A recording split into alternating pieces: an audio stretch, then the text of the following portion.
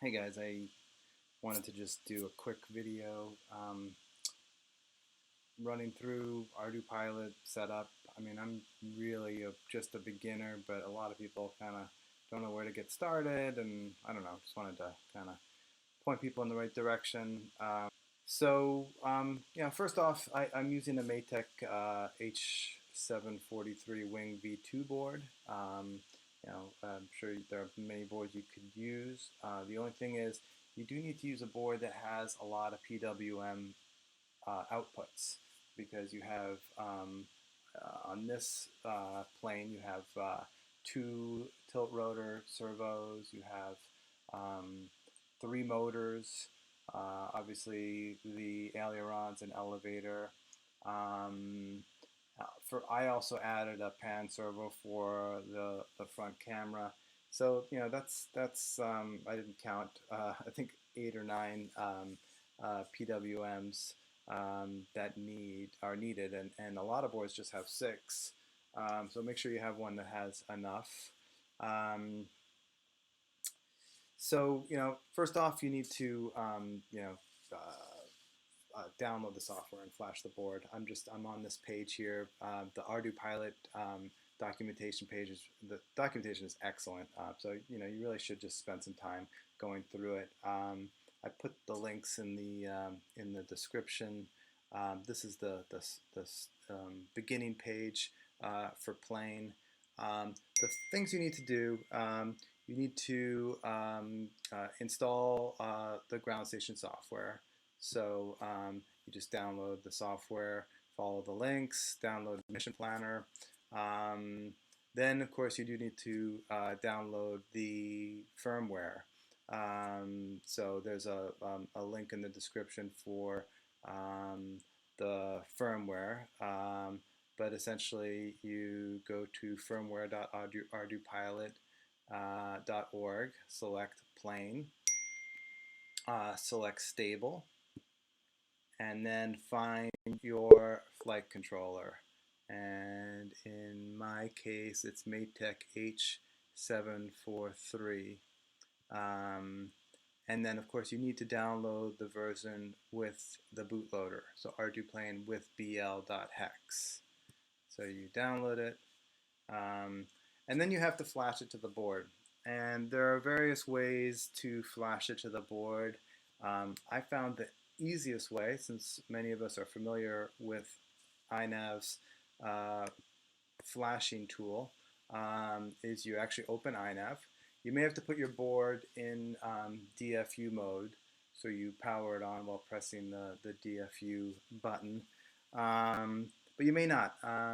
You load the firmware locally. Click this button here, pick your firmware, get it loaded, and click flash. And it'll run. I'm not going to do it because I don't want to overwrite my board. But you flash the board, and that takes a couple minutes. And then once you're done, you are good to begin. So you will open Mission Planner software. Just go and do that. I have my board connected right now, so connected to the computer. So let's see if it connects. Sometimes I have some issues connecting. I have to disconnect and reconnect. Let's see. So we're going to click connect. And it worked. It's downloading all the parameters, and we're good. And it's this screen is a bit daunting. I don't spend a lot of time on this screen. The main screens we're going to go over are setup and config. So first thing you need to do is go to config, and the only way you can set this parameter is in this full parameter list. You have to enable quad plane support. So by default, quad plane is not enabled. And under the full parameter list, you've got every parameter, hundreds and hundreds of parameters. And there's this convenient search box over here on the right, and you can type the parameter you want to change. So here we're going to type Q enable. Well, that's enough, and it pops right up here. And you see I have it set to 1, which is enabled. So once that's enabled, you'll have to reboot. And you type 1 there, and then write params, and once it'll force you to reboot the board. Once it reboots, then all of these Q underscore parameters will show up.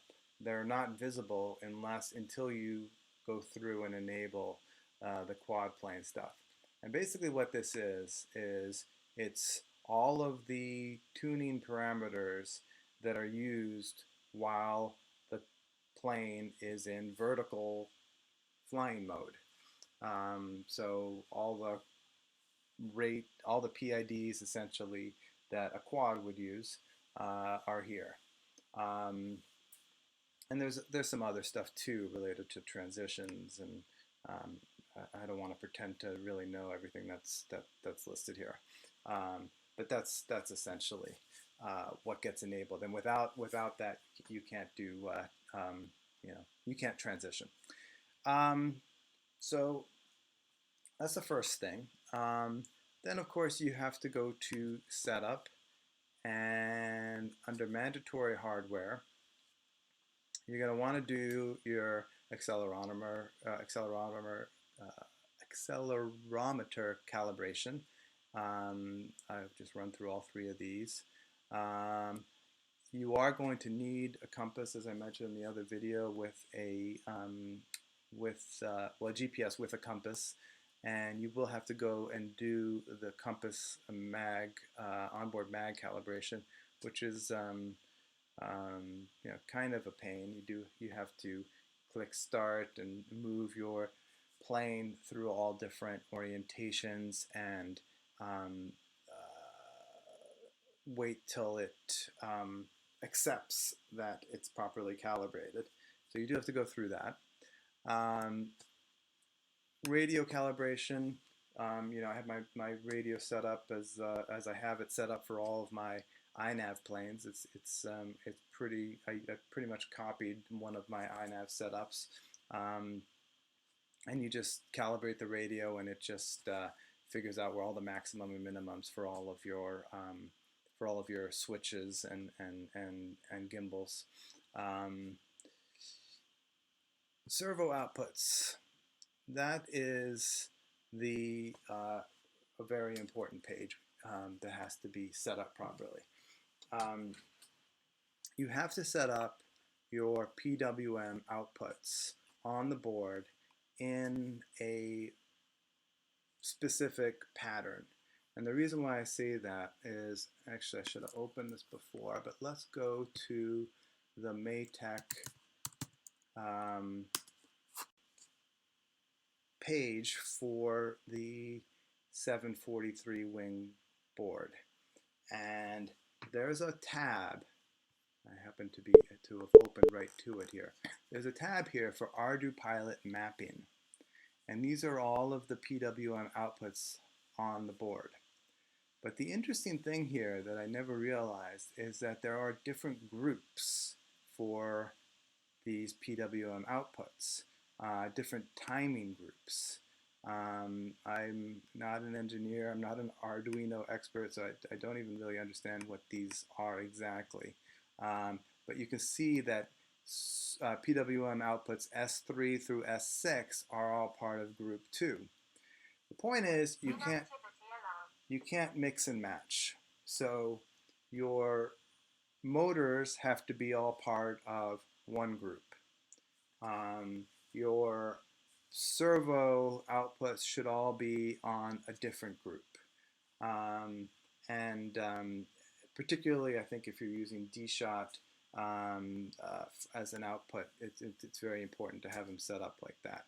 So you'll see here it's not necessarily very logical. I have elevator up here as the first output, and that corresponds to its own group, Group 1.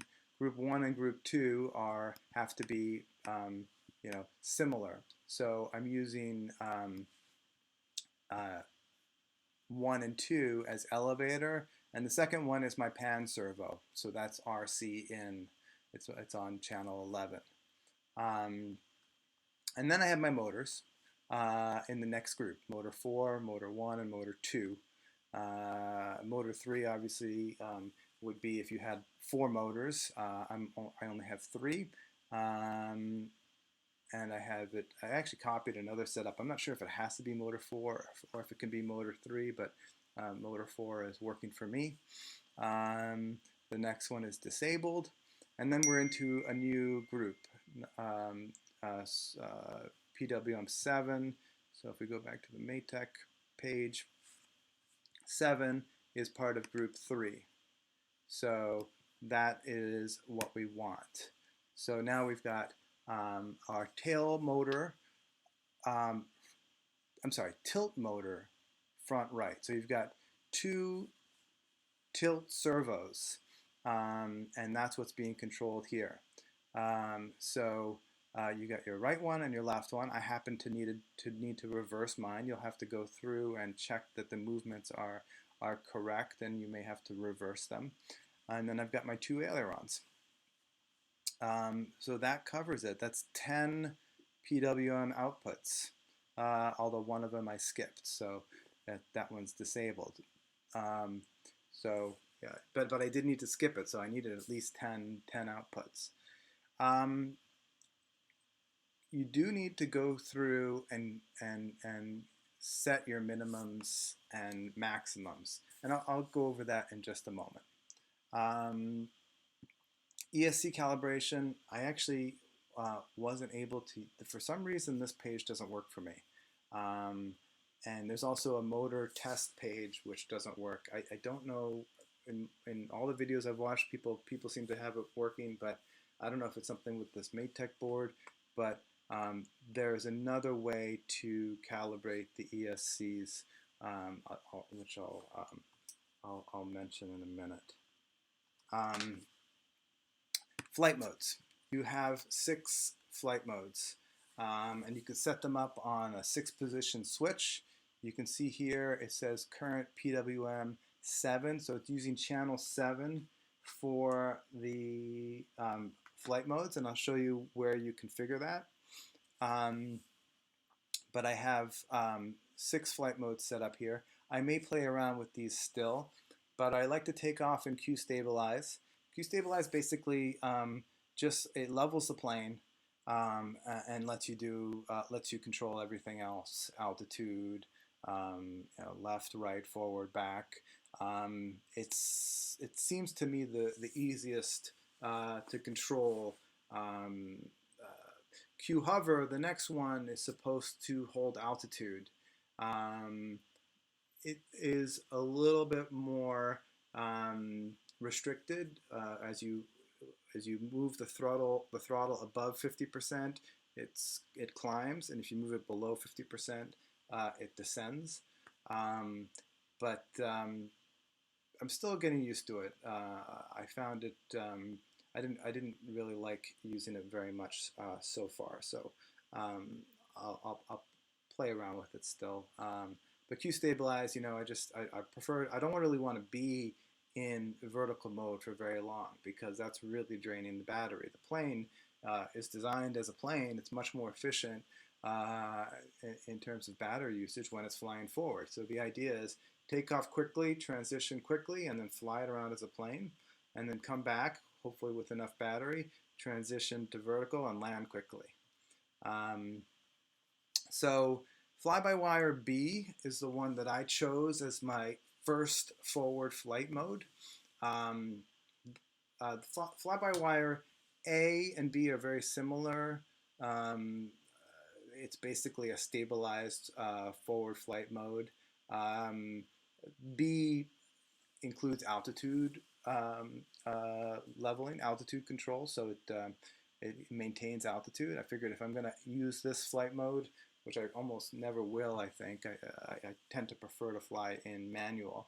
Um, but initially I'll transition to this flight mode, and I figured I'd like to have altitude control, might as well. So I use that. The next one, I'm playing around with which one. There's some notes to avoid acro, and I'm not really quite sure why. When I'm flying in a plane, if it's windy, I like to have acro enabled because it allows it smooths out the bumps. I have it here,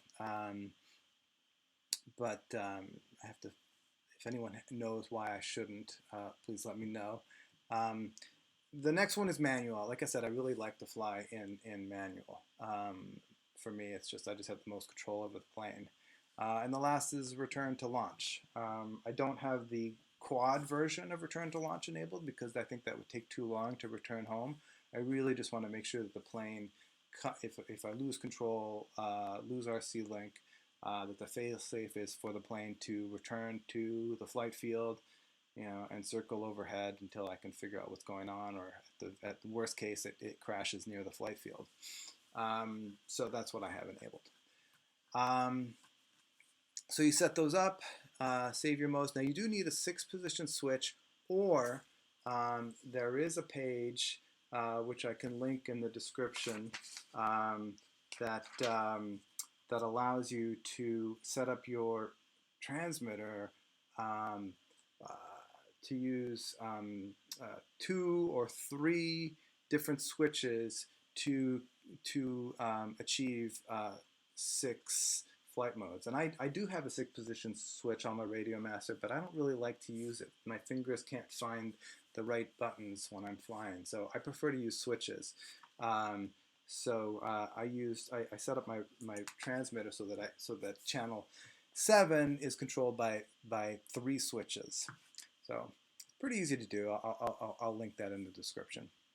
Finally, I just wanted to point out under optional, so that was in the mandatory hardware section. Under optional hardware, there is this motor test page, which allows you to test your motors. Again, I didn't have any success getting this to work properly. So you may or may not. I'm not really quite sure why it's not working for me. So obviously it would be useful to have, because you want to make sure, just like in a quad, it's really important that your motor orientation is set up properly. So if you come back here to servo output, you want to make sure that when it thinks it's controlling motor 1, that's the relevant motor. There's also a page I'm going to link to, I don't have it handy, that describes which motor is which. So I know that motor 4 is the rear motor. Motor 1 is probably the right motor, but I can't confirm that. So I'll link that in the description so that you guys can just make sure you have the orientation correct. Pay special attention to that, because otherwise, when you arm your quadcopter and give it a little throttle, it'll react. It'll probably flip upside down if you have the motors in the wrong order. Similarly, you do want to make sure that these tilt motors are also correspond to the correct PWMs and the correct, because otherwise it'll work fine, it'll transition fine, but you won't have any yaw control if you had it reversed. And I know that all too well, because I did have it reversed at first. If you do have it set up correctly, then the yaw is achieved by each tilt motor tilting slightly beyond vertical, and it's able to adjust to maintain yaw. Let me see, what else do I need to show you? Just a few other settings that I have. If we go back to the config tab, you can download my parameter file, and if you get to this page, it's kind of interesting. You can click on compare params, select my file. I'm not going to select my file right now. What I'm going to select is the defaults, which was what you'll be starting with. And if you open that, then you get this page that shows you all of the differences. It's just like a diff command in iNav. And we can see what my value is and what the default value is. Obviously, if you were doing it from default comparing to mine, these two columns would be reversed. So that's a useful check. You could just go and apply all of these changes to your board. I don't recommend that because you could uncheck the ones that you shouldn't. So for instance, you would uncheck all of the baro and compass calibration settings. You would uncheck all of the accelerometer and gyro settings here, but most of the others, you probably don't want to just apply them because your remote control channels may be different, your servo trims may be different, but this is still useful to look at just to get an idea. But I wanted just to point out a few settings. I have a list of like 7 or 8 that I changed. So the AHRS orientation. So this I use to rotate the flight controller. So that's because I have mine mounted sideways. I chose 6, which is yaw 270 degrees. Also, arming check. Because I'm doing a lot of playing around with settings and setting up the plane and testing stuff, you want to turn this off in the initial build. Later on, I might turn it back on. If you don't want it to arm unless it has GPS lock, etc., you could turn that back on. But it's set to, I think it's set to all by default. So I set it to 0. I do have arming require set to on. It won't arm unless the throttle is at a minimum throttle. That's always a good thing. Other thing I turned off was arming rudder. Arming rudder, by default it arms with a rudder movement where I think you throttle down and yaw to the right. I prefer an arming switch. So to have an arming switch, you choose a channel for your your arming switch, and in my case it's channel 9. So I'm typing here RC9, oops, okay, RC9 option. Okay, so each channel has an option parameter assigned to it. So in my case, RC9 option, by default it would be 0.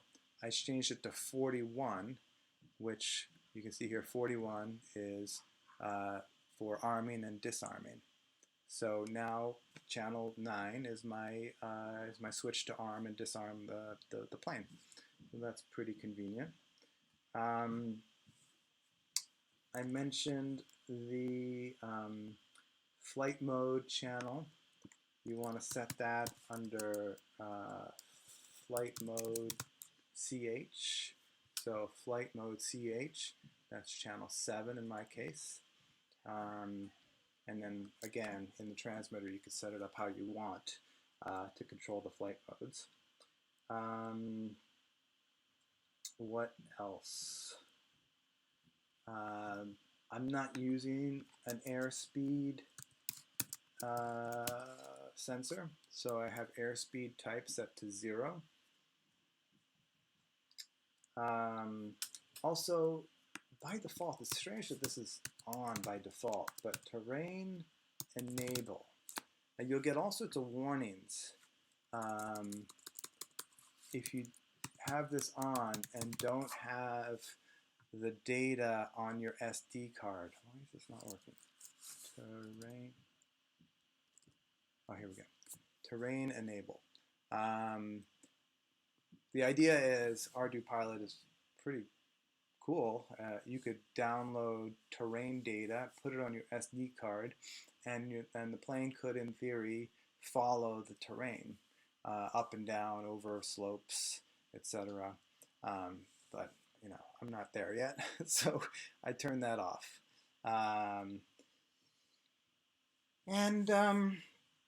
Let's see, I have some other notes here I wanted to just mention. I'm not actually even sure. Let's see, OSD type. I'm using DJI. So under OSD type, let's wait for this to load. Here we go. You need to set that to 3 so that it outputs MSP. And there's another setting for DJI which I don't have in my notes here. I will link that information in the description, but it's very easy to get the thing to work, to output you know, OSD to DJI. It's built in like it is in iNet. Let's see if I just type DJI if it comes up here. Oh, that's what it is. Under serial 2. Let's see if I can find this. Serial 2 protocol.